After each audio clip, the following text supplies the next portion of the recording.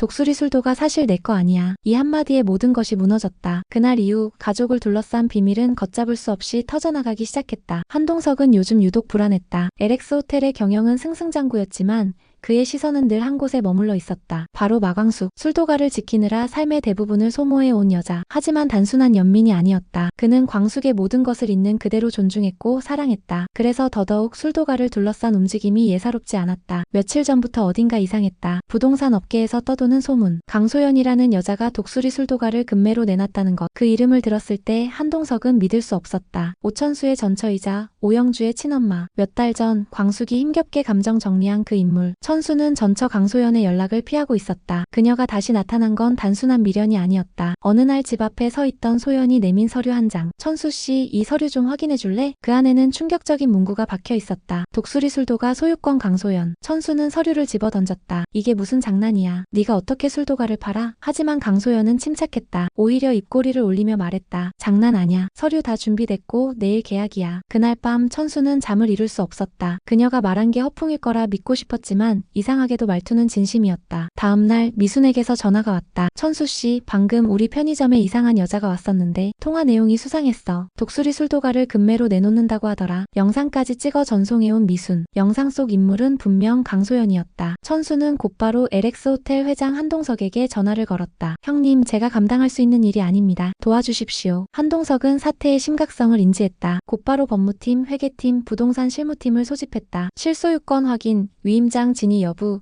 계좌 흐름 분석. 짧은 시간 안에 강소연이 제출한 위임장이 위조된 문서임이 밝혀졌다. 하지만 문제는 이미 가계약이 체결되었고 본계약이 몇 시간 뒤에 예정돼 있다는 점이었다. 한동석은 단호히 말했다. 지금부터 LX 측 이름으로 계약 중지 요청서를 제출합니다. 동시에 경찰과 협조해 위조 사문서 행사 및 사기 혐의 고소를 준비하세요. 그날 오후 계약 현장에 도착한 강소연은 자신을 기다리는 낯선 남성들 앞에서 멈칫했다. 강소연 씨 맞으시죠? 위임장 위조 혐의로 조사받으셔야겠습니다. 순간 그녀의 얼굴이 하얗게 질렸다. 아니, 내가 뭘 잘못했다고. 경찰과 함께 사무실을 나서는 그녀의 얼굴을 향해 스마트폰 카메라들이 번쩍였다. 몇 시간 후 지역 커뮤니티엔 독수리 술도가 사기 매물 사건의 중심 강소연 경찰 출두라는 글과 함께 그녀의 사진이 퍼지기 시작했다. 천수는 사건이 일단락되자마자 광숙에게 찾아갔다. 형수님, 미안합니다. 제가 너무 늦게 알아챘어요. 광숙은 조용히 눈을 감았다. 강소연, 그 여자가 다시 내 삶에 들어오는 순간부터 뭔가 잘못됐다고 느꼈어. 하지만 그걸 이렇게까지 감추고 있던 내가 더 원망스러웠어. 천수는 아무 말도 하지 못했다. 그가 고개를 숙이고 있을 때 흥수가 조심스럽게 다가왔다. 형수님, 지난번 말 정말 죄송했어요. 회장님한테도 사과드릴게요. 이제야 알겠어요. 그분 아니었으면 우리 술도가 정말 뺏길 뻔했잖아요. 며칠 후 강소연은 불구속 입건된 채 수사를 받고 있었다. 그녀가 술도가 소유권을 위조하려던 진짜 이유는 한 장의 문서에서 드러났다. 오영주 친권 이전 신청서. 그녀는 돈이 필요했다. 자신의 투자 실패로 거액의 채무가 생겼고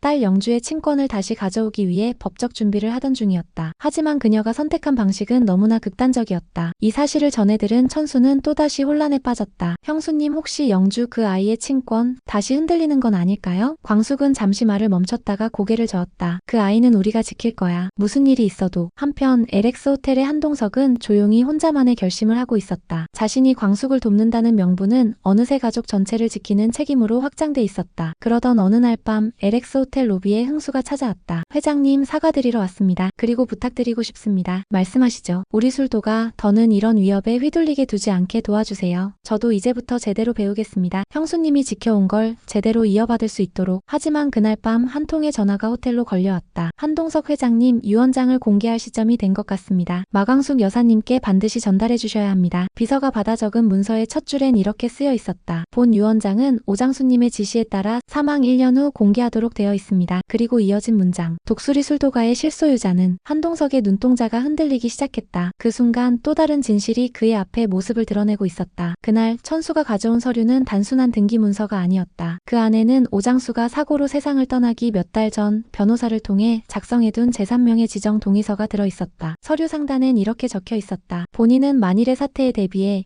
독수리 술도가를 배우자 마광숙 명의로 이전하는 데 동의합니다. 그녀는 본인의 부재 시 가업을 누구보다 책임감 있게 지켜낼 사람입니다. 광숙은 그 문장을 읽으며 숨을 멈췄다. 남편 오장수는 늘 무뚝뚝했다. 사랑한다는 말도 고맙다는 표현도 거의 없던 사람이었다. 그저 하루하루를 묵묵히 일하다가 어느 날 갑작스럽게 사고로 세상을 떠났고 그 이후로 광숙은 그의 모든 말과 행동을 스스로 해석해야만 했다. 그런 장수가 그런 사람이 자신을 믿고 있었다는 증거를 이제서야 이렇게 문서로 받게 될 줄은 몰랐다. 광숙은 떨리는 목소리로 말했다. 그 사람 살아있을 때 단 한마디도 그런 얘기 안 했는데 이걸 왜 혼자만 알고 있었을까? 천수는 조용히 말했다. 형님이 사고 나기 전에 변호사랑 연락한 기록이 있더라고요. 회사 등기부 정리 때문에 자문받으면서 혹시나 싶어 서류 남겼다고 했대요. 형수님 그거예요. 이건 형님이 마지막으로 남긴 선택이에요. 며칠 뒤 술도가의 명예 변경이 공식적으로 완료되었다. 지금껏 맡아서 운영했던 광숙이 이제는 공식적 소유주가 되었다. 그러자 그제야 주변 사람들의 시선도 달라졌다. 직원들은 사장님이라는 호칭을 망설이지 않았고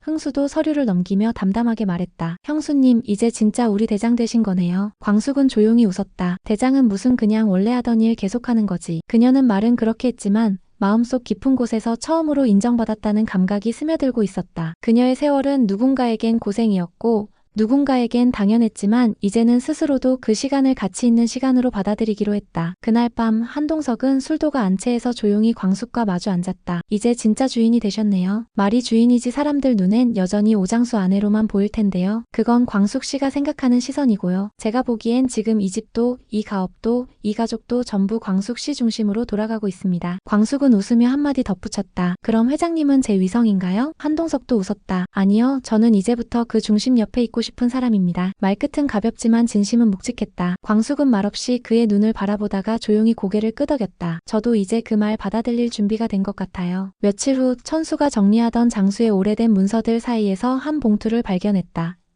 봉투 앞에는 수기로 이렇게 적혀 있었다. 광숙에게 내가 갑자기 없어진다면. 천수는 그 봉투를 그대로 광숙에게 전했다. 광숙은 손끝을 조심스럽게 떨며 봉투를 열었다. 안에는 단 2문장만이 적혀 있었다. 내가 너무 말이 없었지. 근데 당신은 내 인생에서 가장 큰 선택이었고 가장 잘한 선택이었어. 광숙은 소리 내지 않고 울었다. 그 말 한마디를 그 한 번의 확인을 얼마나 기다려왔는지 스스로도 몰랐다. 하지만 평화는 오래가지 않았다. 며칠 후 천수가 불안한 얼굴로 찾아왔다. 형수님, 술도가 인근 땅 일부가 이상해요. 형님이 사고 나기 직전 무슨 이유에서인지 그 땅 일부를 강소연 명의로 등기 이전에 뒀던 기록이 있어요. 광숙의 얼굴에서 웃음이 사라졌다. 강소연? 그 여자가 왜? 천수는 떨리는 목소리로 말했다. 정확한 이유는 모르겠는데 등기 일자가 사고 3일 전이에요. 그때 장수 형님이 뭐에 쫓기듯 누굴 만났다는 얘기도 있었고요. 광숙은 천천히 몸을 일으켰다. 동석 씨한테 연락해줘요. 이건 혼자선 못 막아요. 오장수 사고 직전 강소연에게 넘긴 땅, 그 의도는 무엇이었을까? 강소연은 이 정보를 무기로 어떤 계획을 세우고 있었을까? 마광숙과 강소연, 진짜 전쟁은 이제부터 시작일지도 모른다. 오늘 준비한 이야기는 여기까지입니다. 다음 전개가 궁금하신가요? 댓글로 여러분의 상상을 남겨주세요. 여러분의 구독과 좋아요가 저에겐 가장 큰 응원입니다. 다음엔 더 재미있는 스토리로 찾아뵐게요. 끝까지 시청해주셔서 감사합니다.